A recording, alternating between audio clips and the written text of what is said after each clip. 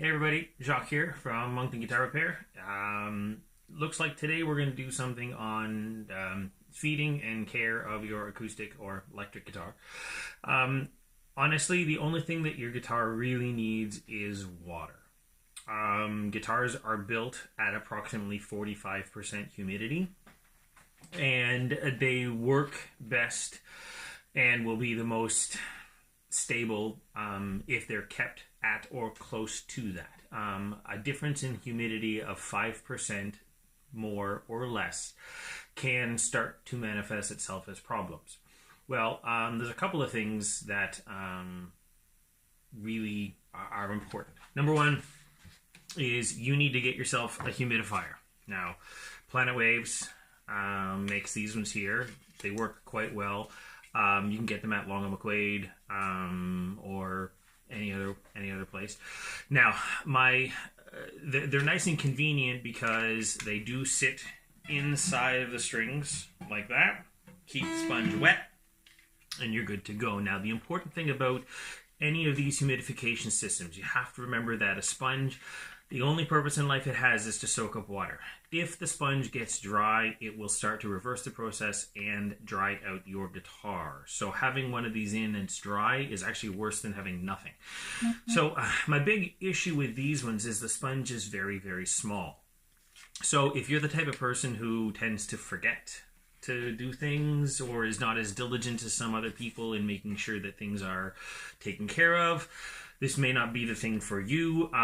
They do work incredibly well, but they are a little bit more maintenance heavy.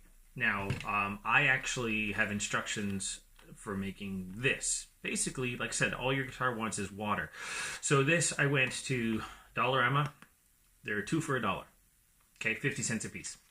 It's a plastic travel soap dish. Splits apart in two. And there is a cellulose sponge on the inside. Now, what's important is it needs to be a cellulose sponge. I cannot stress that enough. The normal, regular, plasticky kitchen sponges, they don't hold water at all. And I've actually seen cases where the water had actually leaked out and damaged the guitar. So I can't stress it enough. Now, cellulose, the cellulose sponges, they hold about 7 times as much water as the regular sponges, but also the cellulose has antibacterial properties and will help prevent mold from growing. And these things are massive compared to the Planet Waves one. Okay, there's about 10 of these in this. So it's going to last you for at least a couple weeks. So it's really a great thing. So these are, the boxes are 2 for $1 at Dollarama, but I mean, any plastic box will work. I mean, even a Ziploc bag with a couple holes in it will work. And cellulose sponge. Now, you can get them at pretty much anywhere. Walmart, they sell them for a package of 4 is about $2.50, and it says right on it, multi-purpose cellulose sponge. If it doesn't say cellulose on the package, it probably isn't. So for barely more than $1, you can make this. Now, what I do is I actually drill a bunch of holes in it. Now, normally I make them look a little nicer, but this one here, I was just in a hurry. I just needed to make one. So, just drill a bunch of holes in it so that the water can get out. And there you go. So if you definitely absolutely need to get one of these. Now, when should you use it? Well, I like to kind of consider them the 3 H's. If your heater is on, your guitar goes into hibernation in the case with a humidifier. Now, the heaters are not the problem, but they are an indication of a temperature and humidity change. So basically the first day around maybe October, after the summertime, that's that really terrible day when we go, rats, I got to turn on my heaters. Well, that's the day your guitar goes in the case with a humidifier and stays there all winter. Okay, like I said, the heater is not the cause of the problem. Even if the inside of your house was 0 degrees and you never turned your heaters on, the air inside would still be too dry. The air inside your house came from outside.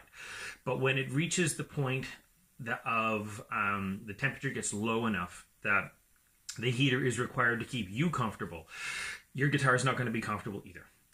So you got to put it in the case. and a gig bag doesn't count. The humidity is just going to come out. You need a hard shell guitar case. If you don't have one or can't afford it, you may even be able to get yourself like a big, go to one of the big box stores, Home Depot or Kent's or Canadian Tire, and get like this big massive orange leaf bag. And then just sort of wrap your guitar into it. And what you're looking for is to have some sort of vapor barrier to keep the humidity inside and have your guitar soak it up. There we go. Now, when it comes to what can happen if you let your guitar get dry, number one, the fastest way to do it is to run your finger and thumb up and down the edge of the neck. When a guitar is built, the edges of the frets are filed off. You don't feel them, you don't anything. If you can run your finger and thumb up and down the edge of the neck and feel it, you know your guitar is way too dry. Okay, and what's happening is wood will shrink primarily perpendicular to the grain. The grain is running this direction, so that means it's going to shrink this way mostly. It does shrink this way some, but not as much.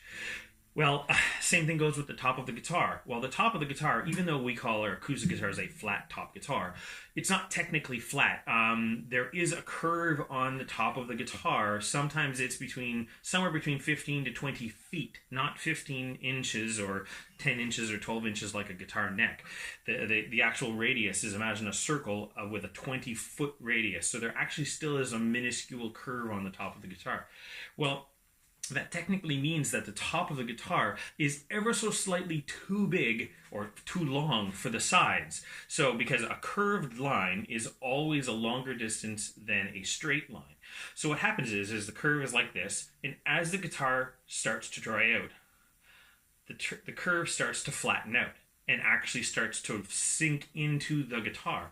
So that can cause some some action problems, and all of a sudden you're going to notice that right up here around the 14th fret or so, 12 to 14th fret, you're going to notice all of a sudden you're getting buzzing I never got before.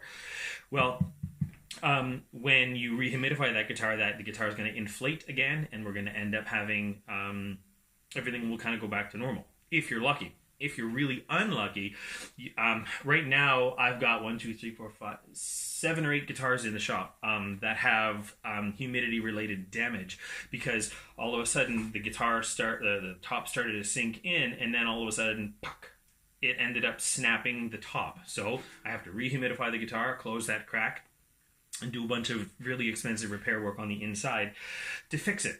And that can be saved by $1.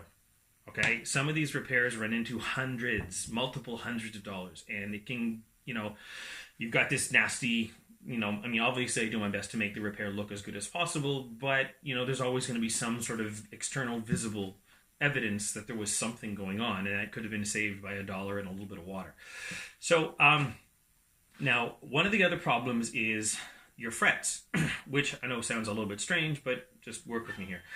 Imagine that you've got, actually here, I'll do this.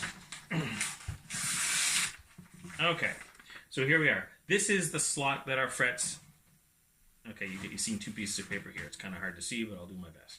Okay, so we've got these 2 pieces of paper, and there's a little line here in the middle where your fret is sitting in. So it kind of is going to mess with your head a little bit, but whenever wood shrinks, any voids or places where there is no wood actually get larger. Things don't squish, things actually enlarge. And the way we can do that is, if you can see this little thing here, if I make the piece of wood, the paper is a piece of wood, if I make that larger, the actual distance between these 2 pieces increase. Okay, so it's actually getting larger.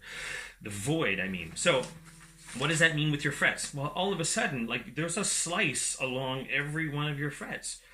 Well, all of a sudden, the frets are no longer being held in as hard or as stiffly as they should be, and pop, you can have a fret pop up. And that's, once again, all due to dryness, okay? Bridges coming off, bracings coming loose, tons of nasty stuff can happen. So definitely you need to keep your guitar humidified. I can't stress that enough. I'm sorry if I'm repeating myself, but I'm not kidding. January, February, March is some of my most busy times with the most expensive repairs, all because people are not taking care of them like they're supposed to. Now, as crazy as this sounds, The more expensive a guitar, the more fragile that it is. If you buy yourself a cheap, $100 guitar that's made out of plywood, there's so many layers of wood and glue, nothing is going to move. Everything is basically going to stay exactly perfect. Well, if you have a really expensive guitar, like a Gibson or a Larrivee, well, that's made with solid wood. Solid pieces of wood. Now, the problem is the fact that they make the tops nice and thin, like Martin, for example, on their D35s, they use scalloped bracings. Now, scallops means they're literally removing parts of it to make the top as light as possible so that it can vibrate and get more sound, more volume. Well, that also makes it more fragile. So, the more expensive the guitar, the more you have to baby it. It's really, really, really important. And if everybody used these, they would pretty much never have any problems with humidity in their guitars. And that's really all you need. And if anybody's got any questions, post them down in the comments and let me know. Thanks so much. I'm Jacques, I'm Mountain Guitar Repair. Have yourself a great day.